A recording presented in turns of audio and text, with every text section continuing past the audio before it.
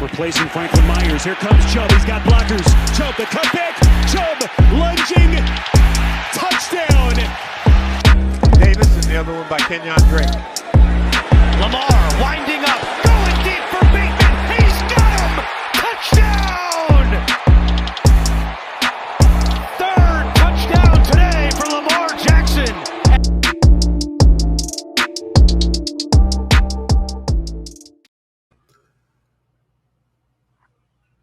Ladies and gentlemen, good morning, good afternoon, good evening, whenever you guys are watching this, whenever you guys are listening to this.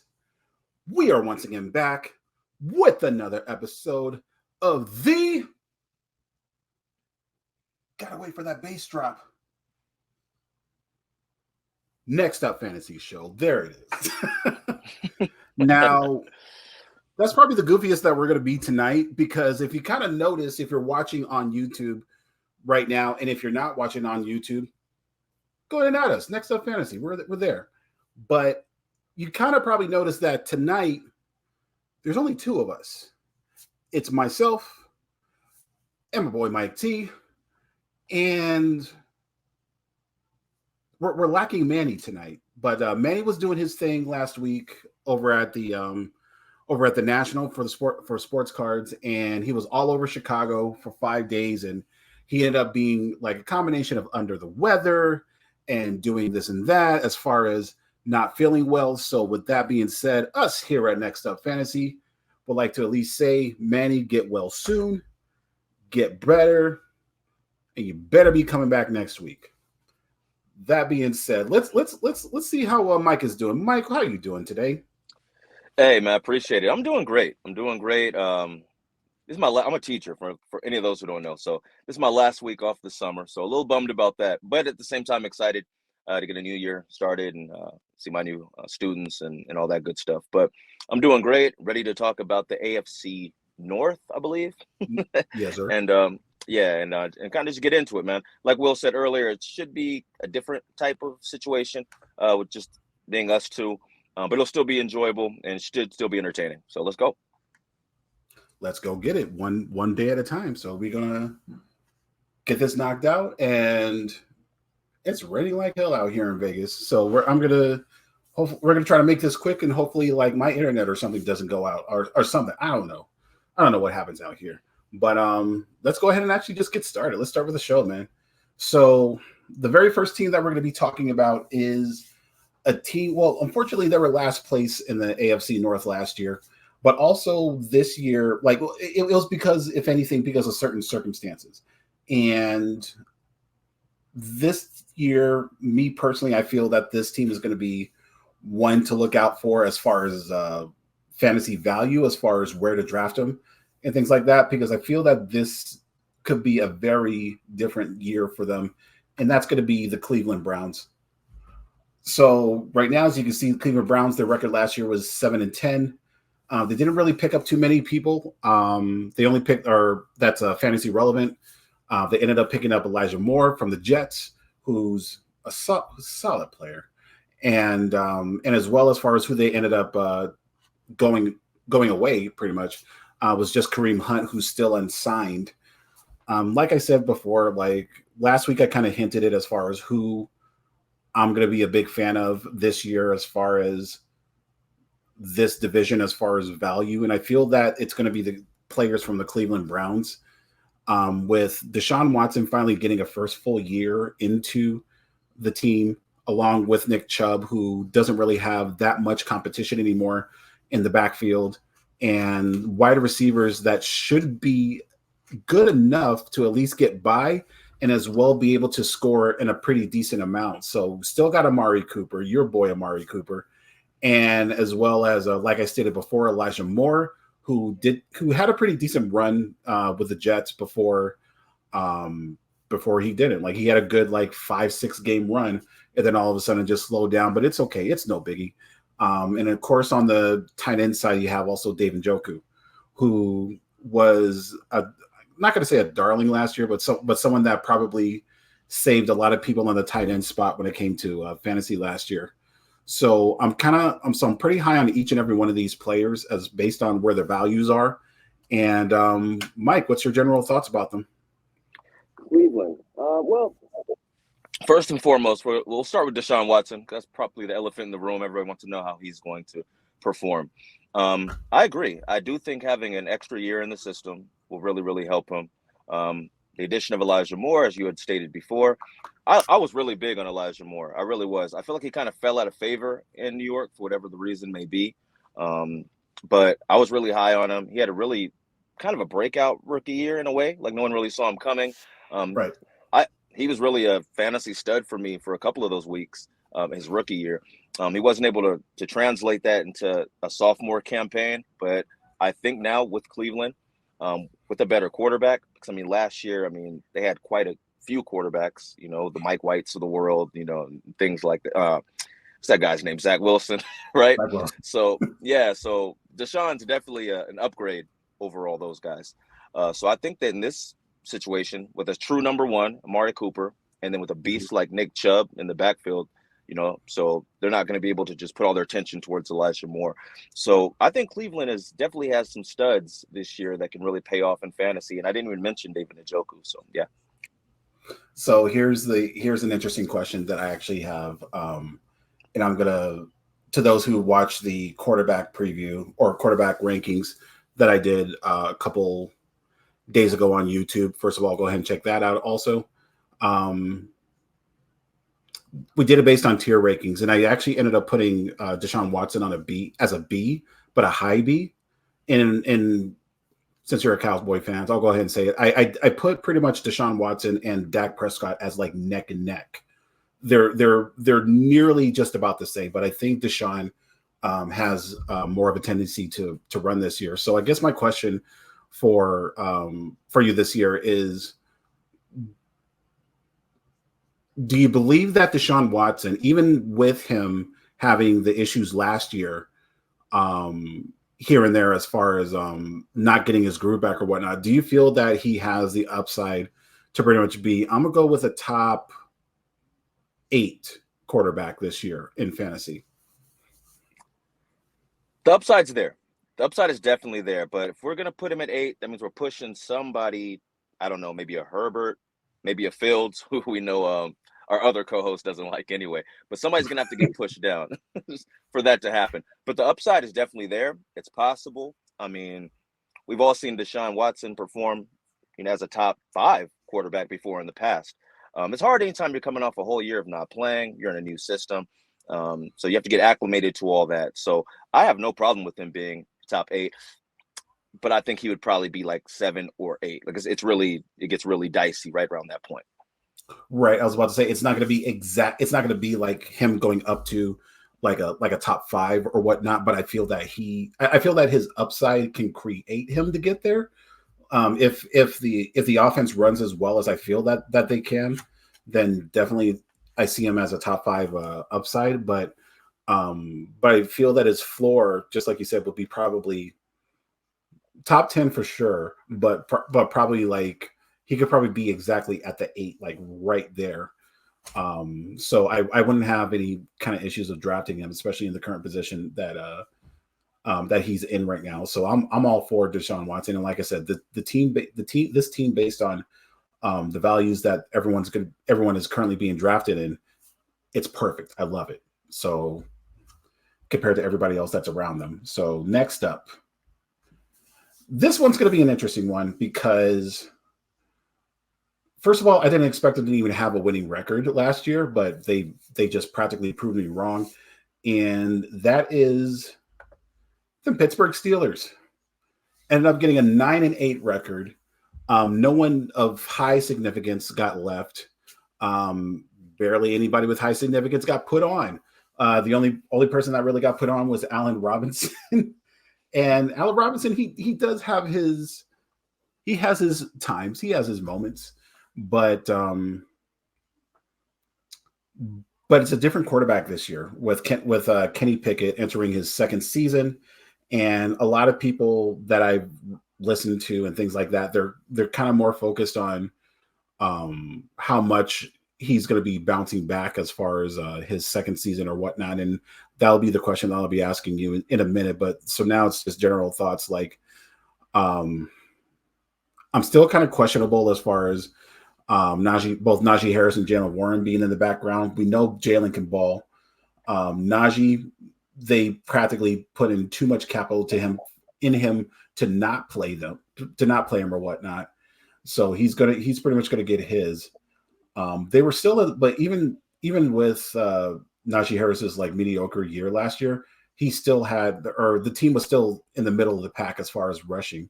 But the biggest problem here is indeed the passing, and they're in the bottom. They're actually third, or the bottom third, excuse me, in passing. So like even with George Pickens, even with technically, I guess now Allen Robinson, Pat Freiermuth, and there's one more, Deontay Johnson.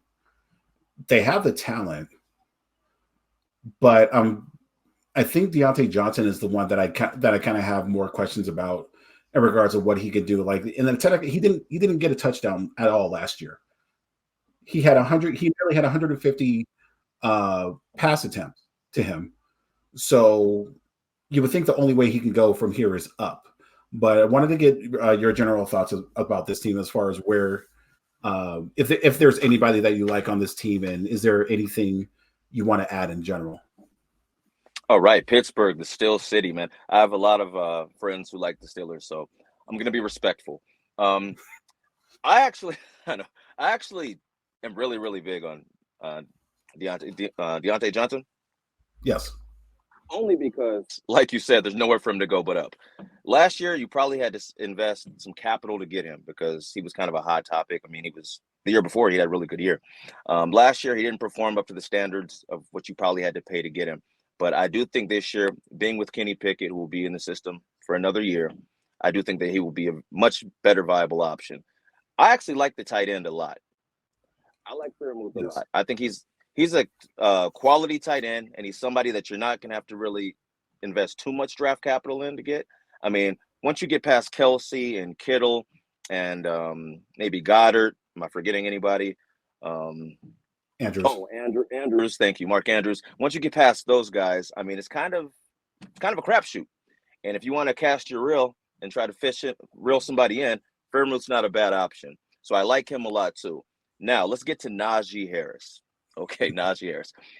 The guy gets a lot of volume. They give it to him a lot. So he is an RB1 for that reason. You know, if you draft him, he's not somebody who's necessarily in a committee where he's going to share time like 50-50 or anything like that. Like, he is going to be the bell cow running back. And he's pretty durable. Doesn't get hurt very much. Right. But I don't know. Whenever I see him play and the results that I see, he's just not an elite back to me.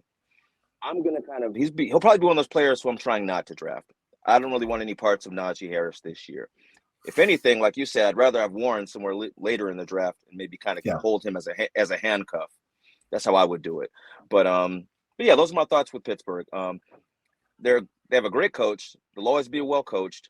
And Pickens, I forgot to mention Pickens. Pickens is an absolute stud.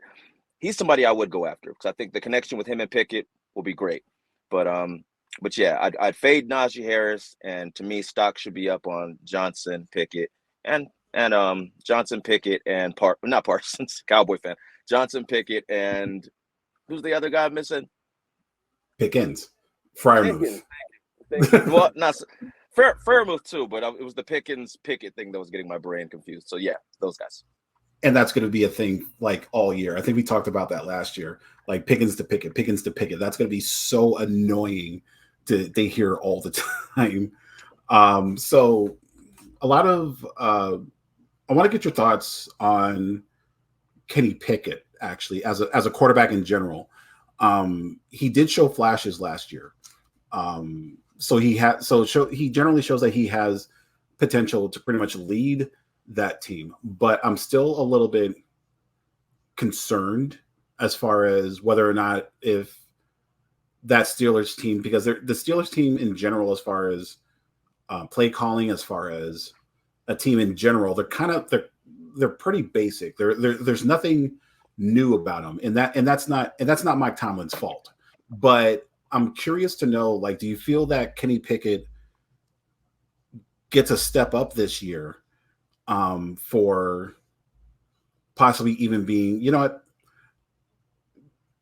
is his ceiling like a quarterback 2 in a 2-team league, in a 2-quarterback league, or what's your that's kind of where I'm kind of going with him, but I wanted to know your thoughts about him. No, I agree. I don't feel like he's a QB1. Not in a 12-man league. I mean, if you're in a crazy like 16-team league or something like that, then by all means you got to grab who you can grab. But no, he's definitely a QB2.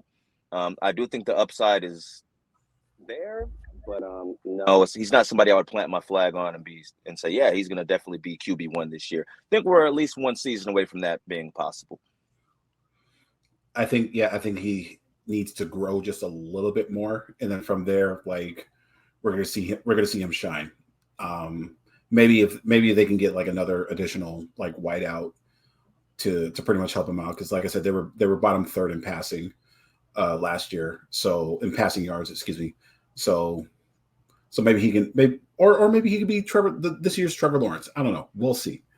A quarterback that was technically like a Trevor Lawrence, but Trevor Lawrence was pretty much copying him, I guess you could say, as far as doing a second-year bump, is part of our next scene we're going to talk about. So that's the Baltimore Ravens. So Ravens 10-7 last year. They were the ones that probably added more players in the significant roles that they kind of actually needed this year. They ended up getting up Odell Beckham, which was just wild as far as how all of that happened. Like Odell Beckham signed first, but they weren't sure if Lamar Jackson was going to return at the time. And as well, they ended up adding up Zay Flowers, who's okay in his own right. Of course, Baltimore Ravens, who were at a time known for their defense. They were actually 2nd in total rushing last year. So, and that's of course with the quarterback Lamar Jackson, among like, as well as like the 6 other running backs that they had there, and along with that, which is what one of the things that we're actually going to talk about, they were one of the worst in passing. So I believe actually there wasn't even over. I think not even over 3,000 yards, or barely over 3,000 yards last year for them in passing. And there's already a couple of things going on right now with Dobbins going on, with Dobbins having kind of an issue here and there. You kind of have to ask yourself, is Gus Edwards someone that you want to look at right now as far as possibly the handcuff, or will he have his own value when he gets on the team or whatnot? But there's no question that the Ravens, they can compete again and probably likely get a wild card again in this year's playoffs. But there's still concerns that I actually have in regards to who's going to be running, who's going to be healthy in the passing. So just generally, what are your thoughts, Mike? Yeah, I actually like the Ravens a lot this year. Lamar Jackson is probably my MVP pick. I think he's going to have a great year. I think they finally gave him actual NFL level wide receivers, and I'm excited to see how he'll be able to perform with those guys. Right. Now, here's the downside. We don't know much about Zay Flowers, right? We never know how a rookie's going to come in and translate into the NFL, so we're not sure. And then with Odell, we don't know if he's going to be able to stay healthy. Now, you can never predict injury. So I'm not that kind of manager who, if you're going to draft somebody, you can't draft them thinking he's going to get injured, right? Because that's an hindrance to your drafting. But we just don't know. And with the running backs, I think the fact that Lamar Jackson runs so much, it kind of hurts their value, whether it's J.K. Dobbins or Gus Edwards. So you just have to be careful. If you're getting one of those running backs, they're probably going to want to be your running back 2 or somebody that you're going to want to use in a flex, not your running back 1, because they don't get that kind of volume. I do think that Gus Edwards is more durable, like you stated, but I do think that J.K. Dobbins has more juice. If he's healthy, I'd rather have J.K. Dobbins. But with all that being said and done, I think Lamar Jackson's going to light it up.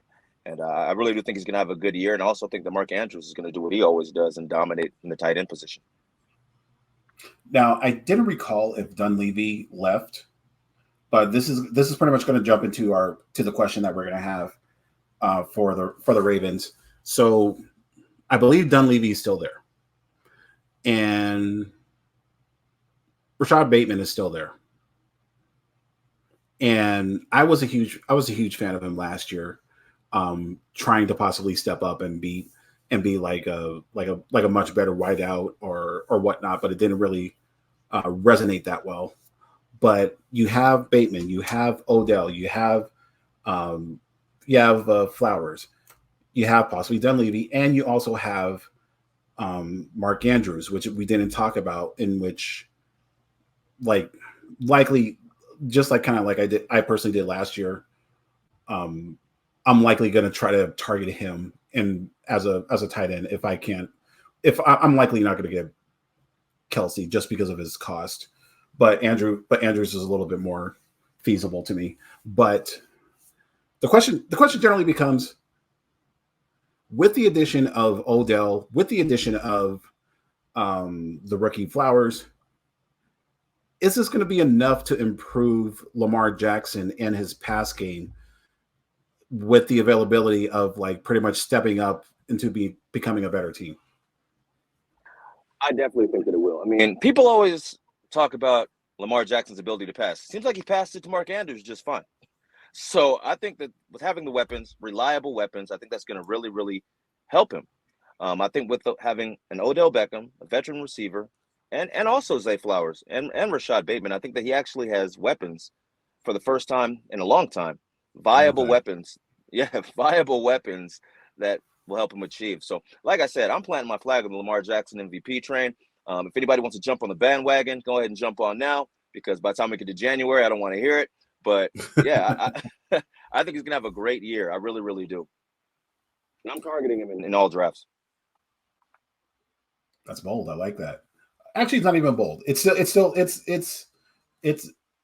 perfection. It's perfect. Like we know what Lamar Jackson can do. He's had that availability to get 4 passing touchdowns in a game. We've seen it done. We've seen him do 300-yard games multiple times. We've seen him do 100-yard rushing with multiple touchdowns. We know what he's capable of. So Lamar Jackson to be one of your top targets, I don't blame you. I can't knock you for that. I'm just that. I'm if anything, I'm just legitimately hoping that I'm hoping that Odell doesn't have any rust. If there's anything that I have against this pass catching squad is the fact that if Odell Beckham is going to be expected as a number one, as generally just the guy, I'm just hoping that he still has it. Like, he's been in and out, hasn't been playing at all here and there. I just want to make sure that he's actually good. So I hope I get to see him during the preseason. And by the way, speaking of preseason, Hall of Fame game is this weekend. Mm-hmm. So the NFL is officially back, and I can't wait. Even though Manny doesn't like the preseason, but no one's talking about him because he's not here. Get well soon, Manny. So, which saves the best for last? Mike T here actually predicted that these Bengals were going to win the division last year, and they actually went through. And like, to be perfectly honest, well, first of all, of course, the record was 12-4, not 13-4 or 12-5 because of the game that happened with Hamlin and the Buffalo Bills. They just didn't count the game. First of all, I'm glad that Hamlin's all better at Buffalo, and it's really shocking. It's the most shocking thing to even see him getting back into doing anything football related. So prayers up to that man. My God, he has a lot more balls than I do.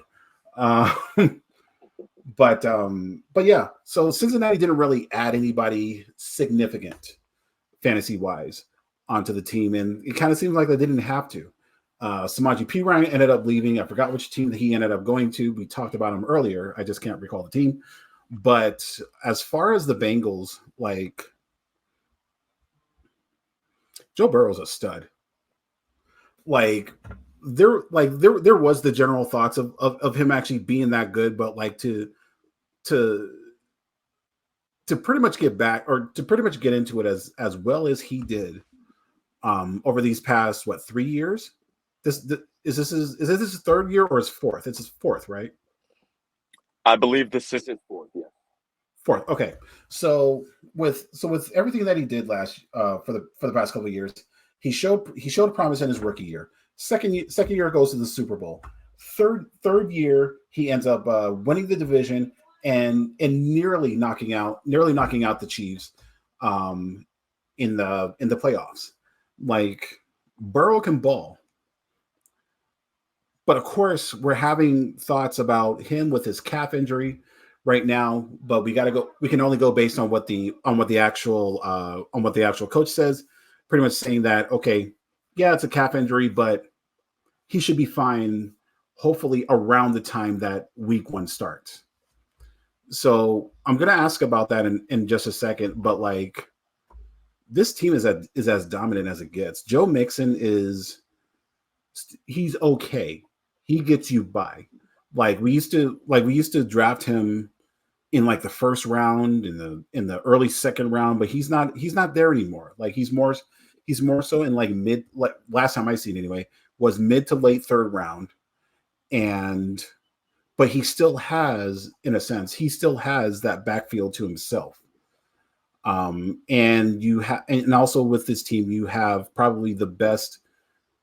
I'll say that they're the best duo, the best wide receiving duo in the league, with Jamar Chase and T. Higgins, and they also have a multitude of other receivers that's able to hang if they need it.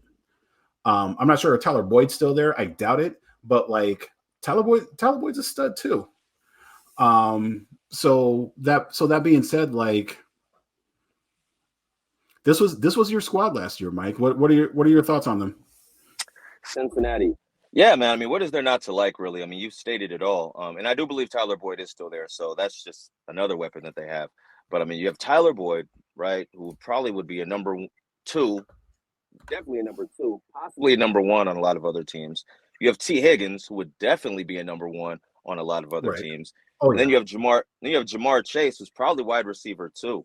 I was making a case for him last year being better than Jefferson. I'm going to kind of backpedal from that just a little bit, but he's right there. If Jefferson's here, Chase is probably like right here, So what's there not to like? On top of that, you have Joe Burrow. I love Joe Burrow. He's like the coolest dude ever. I mean, this dude makes smoking cigars look. I don't even do that, but he makes smoking cigars look cool. So I mean, he's an amazing, he's an amazing player. And then, like I said, Mixon, he's not what he used to be, but he's on an elite offense, an offense that's going to score. I see him having a lot of goal line situations, goal line opportunities, just opportunities to get the ball across the goal line because they're going to be scoring a ton. And I mean, and I haven't even mentioned the backup running back, Chase Brown. He might get a little bit of a run. He's not a bad player. And if anything happens to Mixon, he might be a breakout player for you. When you're in the later rounds, if you're not sure what to do, go ahead and get him. He'd be another good handcuff to have because if something happens to Mixon, that guy's going to make a big difference. But there's just so much here to like about Cincinnati. And yeah, I think they're going to be really, really strong fantasy-wise. All those guys are viable fantasy options. Illinois' own Chase Brown. Let's go. I actually forgot who was actually the tight end this year, because I just remember the one from last year ended up leaving. I just didn't know who it was this year. And actually, it's Irv Smith Jr. from Minnesota. That's not bad. That's not bad. So I was a fan of him. I was a huge fan of him last year, but like he couldn't stay on the field, unhurt. He just got hurt all the time.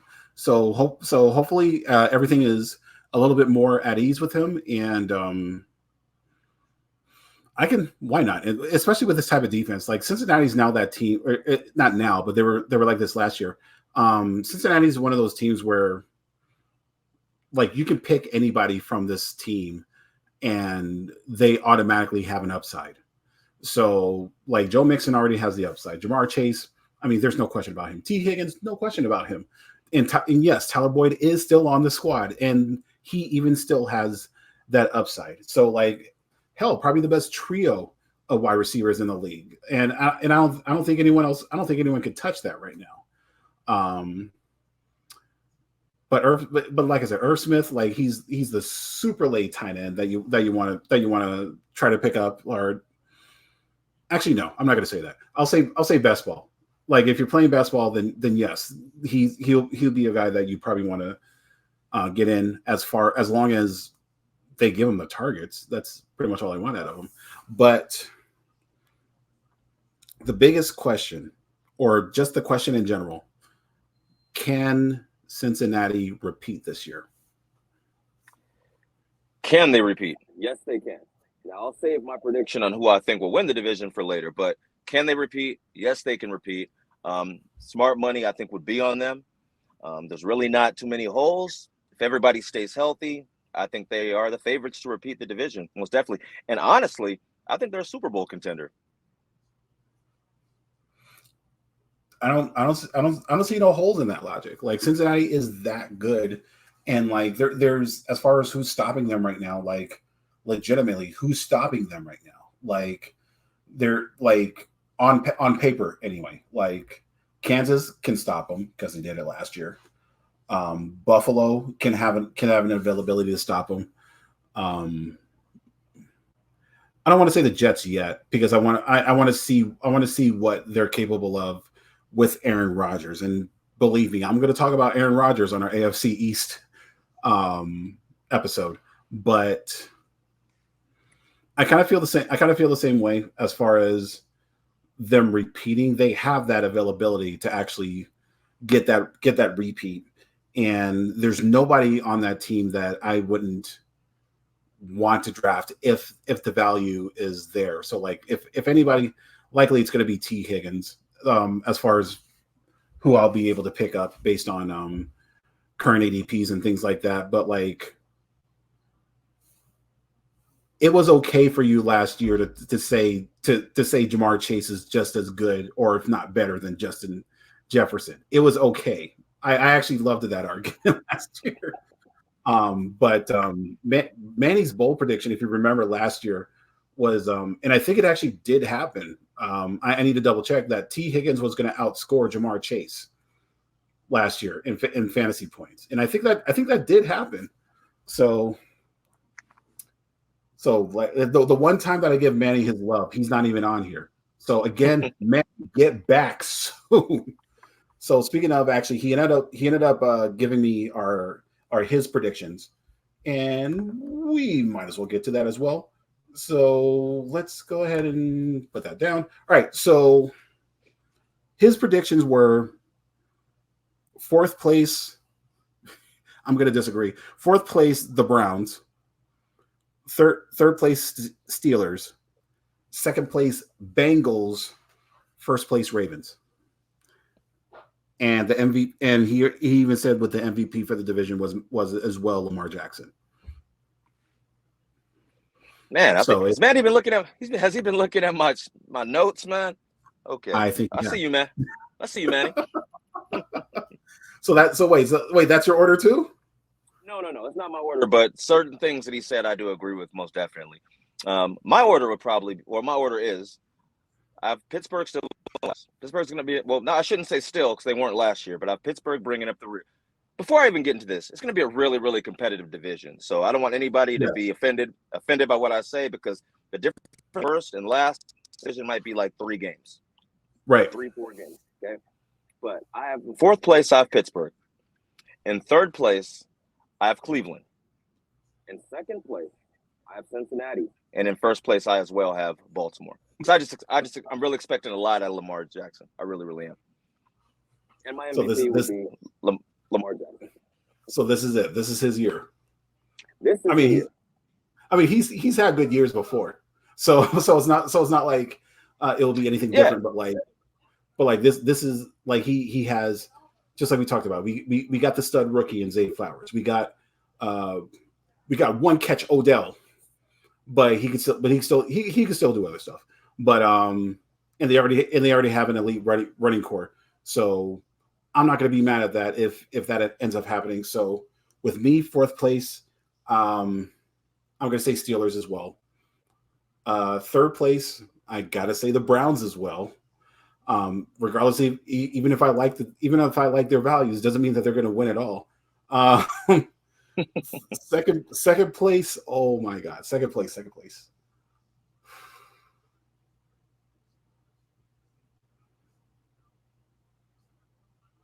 You know what? I got to go against you, both of you guys. Second place, I'm gonna say the Ravens, and to repeat, I'm gonna say Cincinnati. And You know what, man? I'm not even What's up? mad at that because I'm not even mad at that because those two teams are like right there. So And that's the thing, just like you said, like this is probably one of the more competitive. This is probably one of the more competitive divisions in the league, and like each team is tough. Like they all stepped up and they all did something to actually help each other out this year. And like I kind of want to be proven wrong with Cleveland with me saying that they're going to be third. I kind of want to be proven wrong on that. And there is that possibility. But yeah, like until I could see like the whiteouts being significantly better in Baltimore, like I'm going to give it to Cincinnati this year. So that's going to be my thoughts. And I'll still act stupid and still say, and I'll agree with everybody else saying that Lamar is going to be the MVP. He doesn't have to be first. He just has to be the best. So, and I'm sure many would say something about that too. So that being said, like since we did this a little bit differently, the show is like down by like 20 minutes, or we're off by 20 minutes or whatnot, and that's not bad. But we still get to make that decision of who the hell do we get to see next week, and who do we get to talk about next week. So that being said, we got this wheel. We got 3 good divisions in the NFC South left. So we are halfway done. So that being said, cheer we go.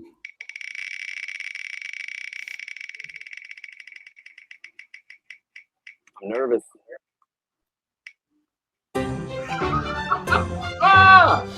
Let's go.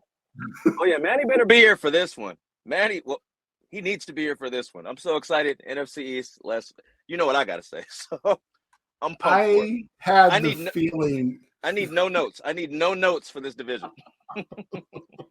I had a feeling that was going to happen too. I had the slightest feeling that it was going to be the NFC East, as far as being picked this week. And there you go. Like once again, this is another.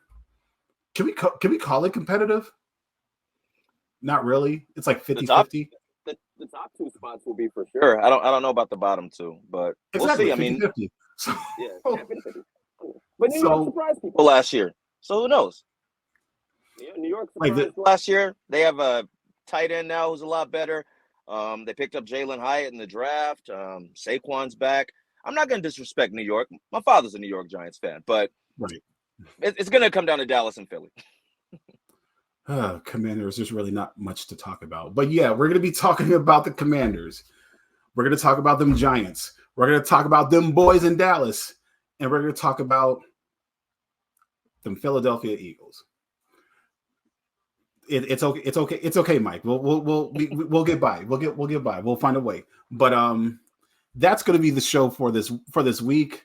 I'm already hearing all of the smoke. I'm already hearing all of the hype. I already know. I don't even need to ask them who they're going to pick next week for the winners. And as weird as it sounds, regardless, they're gonna give me a good argument as far as whether or not if it's going to happen or not, because that's what Mike does. That's what Manny does. Hurry up, Manny, get better. But until then, Manny's gonna get hyped. Until then, for Mike T, what up? What up? Appreciate you, my man. I just want to let you guys know, my man right here, he's been putting in a lot of work on these memes and on, what'd you just do? Not a draft special, but you just did a tier ranking, right? Yeah. On the tier. Okay, on the tier ranking. So I mean, please check that stuff out too. I mean, it's nice when we're collectively together, but when we move as a unit. So I want to make sure you guys are also checking out my man and what he does when he's doing his solo thing for the team. But with that being said, I can't wait till next week. Hope Manny feels better. It should be very exciting, and there might be some surprises next week. Who knows? I already know. So that being said, for Mike, this is your boy Will. Wishing you guys a good night, a good morning, a good afternoon, whenever you guys are watching, whenever you guys are listening. NFC East next week. It's going down. See you next week. Peace, y'all.